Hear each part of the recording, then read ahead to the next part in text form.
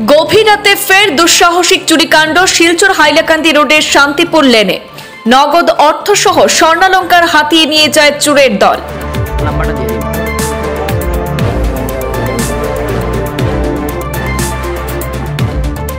ঘটনার বিবরণ দিতে গিয়ে বাড়ির মালিক সমীরণ দাস জানান, রবিবার রাত 1টা নাগাদ উনি ঘরে এসে ঘুমিয়ে পড়েন।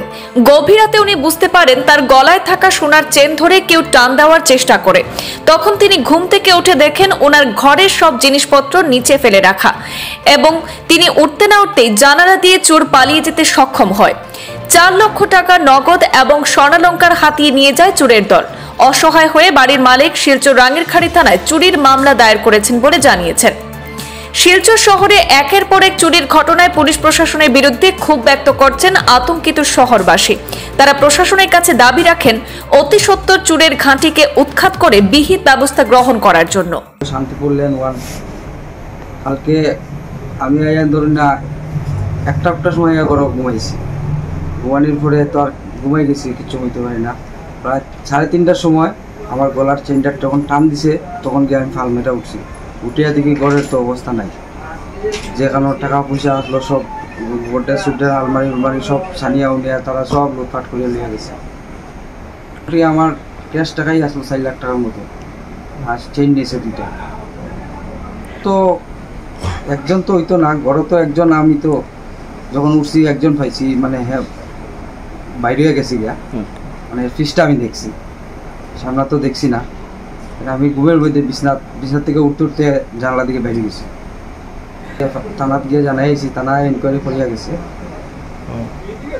প্রশাসন এখন শিলচর টাউনতে আমরা টাকাই মুশকিল হয়ে গেছে। আজকে ঘুমের মধ্যে আজকে চেইন নিয়েছে, কালকে যদি আমার গলা চুরি মারিয়া জায়গা এটা তো আমি খুঁজতে পারতাম। শিলচর টাউনে থাকার তো খুব মুশকিল হয়ে গেছে।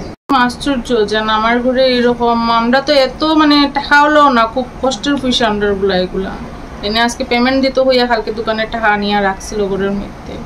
আর গোলার থেকে যেভাবে নিল গিয়া মানে খুব মানে একদম আতঙ্কে, মানে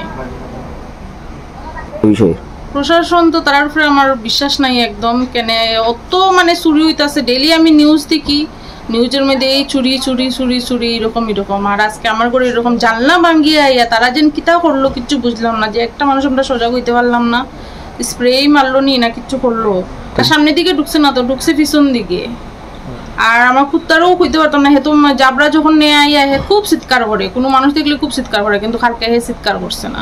করছে যখন পুলিশ আইছে তখন গিয়া করছে চিৎকার, এর আগে হে চিৎকার করছে না। আর 3:30টার সময়, 3:30 ঘন্টা হইব এই সময় মানে আমি জাগছি, তাই না, মানে যখন চিৎকার মারিয়া উঠছে তখন